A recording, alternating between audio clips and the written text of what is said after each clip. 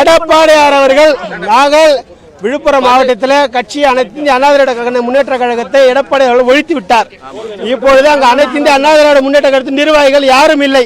அனைத்து இந்திய அண்ணா திராவிட முன்னேற்ற கழகம் என்பது எங்கள் இதய தெய்வம் புரட்சி தலைவர் எம்ஜிஆர் அவர்களால் தொண்டர்களுடைய ஏகோபத்திய ஆதரவோடு இந்த இயக்கம் தொடங்கப்பட்டது. இந்த இயக்கத்தை உருவாக்கியவர் புரட்சி தலைவர் எம்ஜிஆர் அவர்கள்.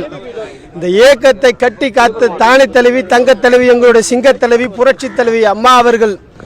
இந்த இருபெரும் தலைவர்கள் உருவாக்கிய இந்த இயக்கம் தான் ஒரு மாபெரும் கட்டமைப்போடு இந்த தமிழ்நாட்டில் 32 ஆண்டுகளுக்கு மேலாக ஆளுங்கட்சியாக இருந்த ஒரு மாபெரும் மக்கள் இயக்கம் அனைத்து இந்திய அண்ணா திராவிட முன்னேற்ற கழக இயக்கம். இன்று இந்தியாவிலே 3வது பெரிய கட்சியாக இருந்த இந்த அதிமுகவை எடப்பாடியார் அவர்களை அம்மாவுக்கு பிறகு ஒரு சோதனையான காலங்கள் வந்தது பிறகு இந்த இயக்கத்திற்கு தலைமை வேண்டும் என்பதற்காக இந்த இயக்கத்திற்கு இரட்டை தலைமை உருவாகியது. எடப்பாடியார் ஓ பன்னீர்செல்வம் இருந்து இரட்டை தலைமை என்று உருவாக்கினார்கள். அதற்கும் எங்கள் போல் தொண்டர்கள் எல்லாம் நாங்கள் அமைதி காத்து இயக்கத்தை அவர்கள் காப்பாற்றுவார் என்று நினைத்தோம்.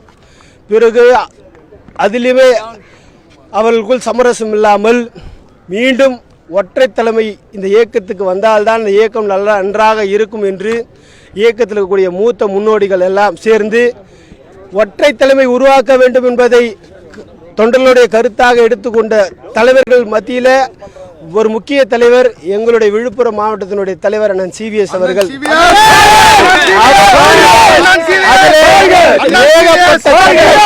ஏகப்பட்ட சட்ட போராட்டங்கள் உச்சநீதிமன்றம் உயர்நீதிமன்றம் என அனைத்து படிக்கட்டுகளும் ஏறி இந்த இயக்கத்திற்காக போடப்பட்ட வழக்குகள் எத்தனை வழக்குகள் என்று எடப்பாடியார்களால் எண்ண கூட முடியாது. ஏன்னா அவர்களுக்கு எத்தனை வழக்குகள் போடப்பட்டது என்பது கூட அவருக்கு தெரியாது. ஒரு செயற்குழுவில் கூட பொதுக்குழுவில் கூட அவர் சொன்னார் எவ்வளோ வழக்குகள் கையெழுத்து மட்டும்தான் நான் போட்டேன் என்று. இந்த வழக்குகள் எல்லாம் நாடி உச்சநீதிமன்ற படிக்கட்டுகள் பல முறை ஏறி இறங்கி ஒற்றை தலைமை உருவாக்கக்கூடிய காரணகர்த்தாக இருந்த மூத்த தலைவர்கள் ஒருவர் அண்ணன் CVS அவர்கள். அப்படி இந்த இயக்கத்தை ஒற்றை தலைமையாக உருவாக்கி இவர் இந்த இயக்கத்தை காப்பாற்றுவார் என்று நினைத்தால் இந்த இயக்கம் வரலாறு காணாத 40% இருந்த வாக்குகள் இப்பொழுது 20% குறைந்துவிட்டது. அதற்கான முயற்சிகளை எடுத்து அதற்கான வளர்ச்சி பணிகளை ஆக்கப்பூர்வமாக செய்ய வேண்டும் என்று நினைத்தால் வரக்கூடிய இந்த தேர்தலில் நடந்து முடிந்த இந்த தேர்தலில் இந்த இயக்கத்திற்காக அவரும் அவருடைய மூத்த நிர்வாகிகள் அனைவரும் சேர்ந்துதான் இந்த தேர்தலையே சந்தித்து இயக்கத்தின் வெற்றிக்காக பாடுபட்டார்கள். இயக்கத்திற்கு வெற்றி தோல்வி என்பது சகஜம்தான். ஆனால் இயக்கம் 47 சட்டமன்ற உறுப்பினர்களை வந்தவுடன் இயக்கத்திற்கான அடுத்த தோல்வியை கண்டு அந்த தோல்விக்கான காரணத்துக்கு அந்த தோல்விக்கு நான் தான் காரணம் என்று ஒப்பிட்டு கொண்டு இந்த இயக்கத்தினுடைய அடுத்த கட்ட வளர்ச்சிக்கு கருத்துக்கு வந்திருக்க வேண்டும். ஆனால் அதை வராமல் இந்த விழுப்புரம் மாவட்டத்தில் இந்த இயக்கத்தை அழிக்க வேண்டும் என்று அண்ணன் CVS அவர்கள் தான்.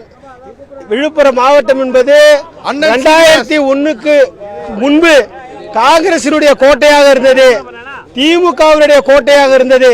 அது புரட்சி தலைவி அம்மா அவர்கள் தான் அண்ணன் CVS அவர்களை முதலாக திண்டிவனம் சட்டமன்ற தொகுதியில் வேட்பாளராக அறிவித்து அதன் முன்பாக அதற்கு பின்பு இன்று 2026 வரை அனைத்து இந்திய அண்ணா திராவிட முன்னேற்ற கழகத்தை கோட்டையாக உருவாக்கி வைத்த தலைவர் அண்ணன் CVS அவர்கள்.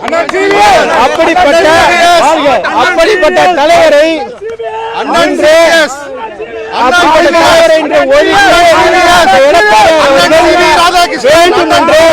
பிடிவாதமாக அகங்காரமாக இயக்கத்தை அழிக்க வேண்டும் என்று நினைத்து விழுப்புரத்தில் ஒரு சாராய வியாபாரியை மாவட்ட செயலாளராக அறிவித்திருக்கிறார். அந்த சாராய வியாபாரியை இந்த இயக்கத்துக்கு கொண்டு வந்தவர் அண்ணன் CVS தான். எடப்பாடியார் அவர்கள் நாங்கள் விழுப்புரம் மாவட்டத்தில் கட்சி அனைத்து இந்திய அண்ணா திராவிட முன்னேற்ற கழகத்தை எடப்பாடி அவர்கள் ஒழித்து விட்டார். இப்பொழுது அங்கு அனைத்து இந்திய அண்ணா திராவிட முன்னேற்ற கழகத்தின் நிர்வாகிகள் யாரும் இல்லை.